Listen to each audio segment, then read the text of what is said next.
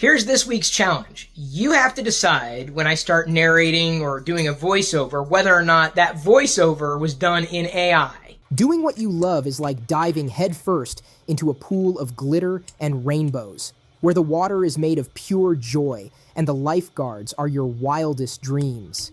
It's like riding a unicorn through a field of dancing marshmallows. Completely absurd, totally magical, and absolutely worth every second. When you do what you love, it's like your soul is wearing a pair of rocket-powered roller skates, zooming through a galaxy where every star is a new possibility. It's that feeling of biting into a chocolate-covered lightning bolt. Sweet, thrilling, and electrifying all at once.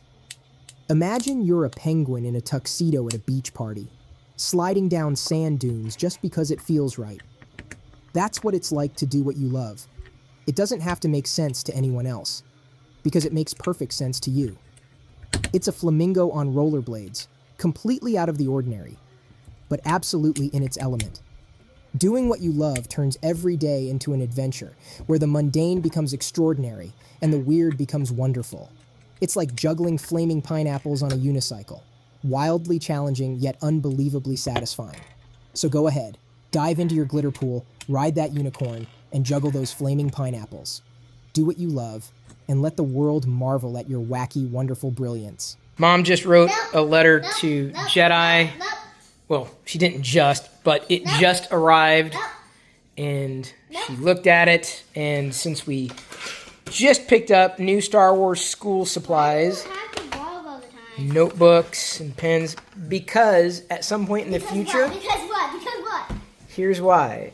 You're going to wonder what life was like at this very moment, and you will have documentation. Yeah, trust me, your brain will forget an awful lot of details. So I just want to memorialize that we got all these Star Wars things. Okay, have some gel pens.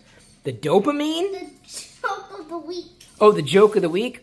Well, it's a new week, so you got to put up a new joke. Some of these notebooks come with separate pens, which is wonderful. Okay, well, then you can have that one. I want all of them. They're all yours. I just don't want you taking them to school, even though they are technically back-to-school supplies. Because, I want to make sure they're taken care of. You could lose that easily. But, this is, it comes all together, so you won't lose anything. I like these things. Satisfying.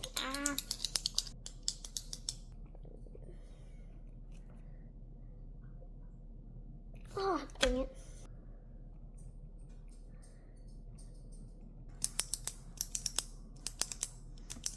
This is as close as we get to steak. Blue cheese or mozzarella. Mozzarella steak or blue cheese steak? Mozzarella. All right. No. Really? No. What? What are you doing? It's not mine. Yeah, that one isn't yours. It's mine. You did well when Jedi's friend was here, so... Yeah, I know. You're off the leash now. Had to keep you on the leash because we had the doors open.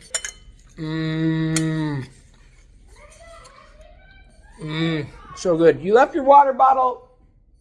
I don't know where you left your water bottle. I'm going to finish dinner before you sit down with me. I should wait. Eating dinner together is nice. But it's so hard to resist. Blue cheese. How'd I do? I like the burnt part. Cool. Acrylamide for the win. Unconditional love. It's the kind of love that asks for nothing in return. It's there when things are good, and it's still there when everything falls apart. It doesn't come with conditions or expectations. It's not about perfection, it's about being real. This love stands by you at your worst. It doesn't waver when times get tough or walk away when life gets messy. It's rooted in something deeper, something unshakable. It's patient, kind, and willing to forgive. Unconditional love doesn't keep score or demand anything back. It simply gives freely, fully. It's rare. But when you find it, it's life-changing. It makes you feel safe, understood, and truly seen. So when you love, love unconditionally, not because it's easy, but because it's the most powerful way to love. Because in the end, love isn't about finding someone who's perfect. It's about finding someone who's perfect for you and loving them completely without conditions, without limits. That's what unconditional love means. Giving all of yourself without holding back and knowing that this kind of love is the greatest gift you can ever offer. I'm the lowest, I think. Yep, 8th place. I was in first until the final turn, and then I got Oh, what's happening? past. You just need to practice more. That's all. No, I don't. Yeah, you do. I did not grow up with a Super Nintendo. Yes, you did. No, I didn't. I grew up with a Nintendo and an Atari Oh, 2600. that's cool. I didn't. Hun, I think you're oversteering, and it's not a motion controller. You keep the controller still. Really? Licking my elbow? Thanks. Hey, Rocket, you got a toy right there. You don't have to nibble on yourself. She's trying to scratch herself. And she likes to play. And she likes to eat a lot. And drink. It's called Dogothermia. It's very rare. Authenticity. It's about being true to who you are, not who the world expects you to be. In a world full of filters, expectations, and pressures to conform, authenticity is your greatest strength. It's about embracing your true self, flaws and all, and having the courage to show up as you really are. Being authentic means living in alignment with your values, speaking your truth, and honoring your feelings. It's not about being perfect. It's about being real. When you're authentic, you give others permission to be themselves too. You create deeper connections because people can sense when you're genuine. Authenticity isn't always easy. It can be challenging to stand out, to go against the grain, or to say what you really think. But it's far more rewarding to live a life that feels true to you than to constantly seek approval from others. When you're authentic, you're not trying to fit into someone else's mold. You're carving out your own path, one that's uniquely yours. You're living with integrity, which brings a sense of peace and confidence that can't be found in trying to be someone you're not. So embrace your authenticity. Let it guide you and trust that being yourself is enough. Because in a world that often pushes conformity, your authenticity is your superpower. You ready to get freaked out? Yeah. Okay, good. I'm going to show you exactly what technology can do today. We're going to start by having ChatGPT generate a story. So what kind of story do we want to tell? Girl. Uh-huh. What do you want this girl to do? Girl playing horror? We're going to take this text and we're going to paste it into another application I just discovered. I uploaded samples of me talking. So what's going to happen is I, or at least a digital AI version of myself, my voice, is going to read this back to us. She'd been playing Hollowed Souls, a new horror game she bought that afternoon. Does that sound like The me? game had been hyped That's for its AI. intense atmosphere. And Lena, a horror enthusiast, was Can you eager to believe test that? her nerves. That's not The me. game began but it's me. innocuously. The whispers in the game seemed to grow louder, more distinct, as if they were right behind her. She shrugged it off. I told thinking you. It was just the game's way of ramping up. What the about tension. me? I don't know if I want to upload your voice because I don't want to give the world permission to use your voice for anything. What we need to do is stage something scary and then play the audio over it. So that way people can experience the tale as it unfolds. So I'm thinking we could walk in the forest at night or walk through the house in the dark. Yeah, if you want to come. You don't want to come? No. Why not? Dad, What? stop. I'm not going to stop. I got to do this, man. Lena sat cross-legged on her bed, the dim glow of her laptop screen the only light in the room. She'd been playing Hollowed Souls, a new horror game she'd bought that afternoon. The game had been hyped for its intense atmosphere, and Lena, a horror enthusiast, was eager to test her nerves. The game began innocuously, with her character exploring an old, decrepit mansion. The graphics were hyper-realistic, each creak of the wooden floorboards and distant whispers sending shivers down Lena's spine. She adjusted her headphones, wanting to fully immerse herself in the experience. An hour in, Lena noticed something odd. The whispers in the game seemed to grow louder, more distinct, as if they were right behind her. She shrugged it off, thinking it was just the game's way of ramping up the tension.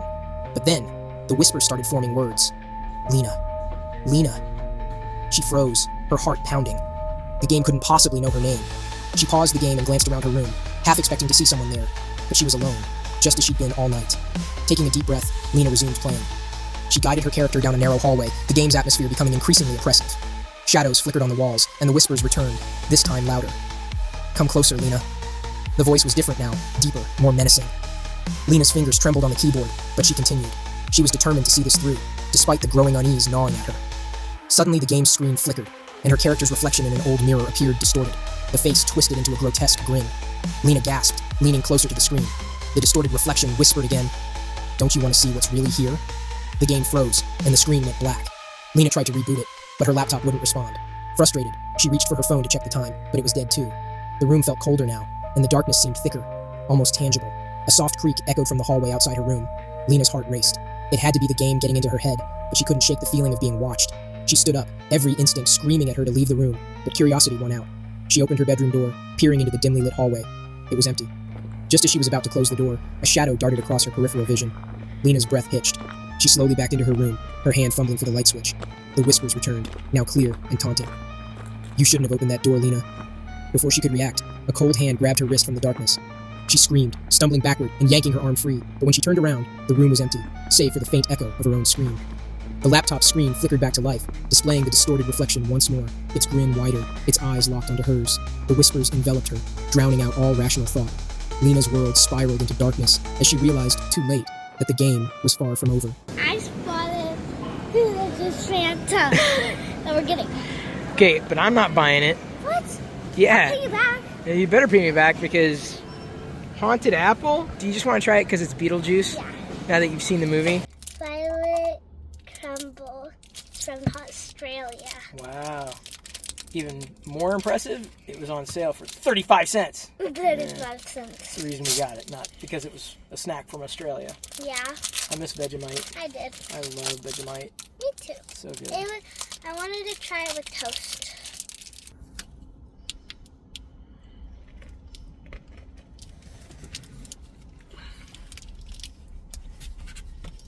That is so good. Tastes like hot chocolate. This was on sale for $5. 60% off. Which chase did you get? The upside down one. This one's very rare. No, it isn't. Yeah, it is. It's upside down. No, it isn't. You're holding it the wrong way. Oh, it's no longer rare. Staying hungry in life is like being a dog with an endless supply of tennis balls.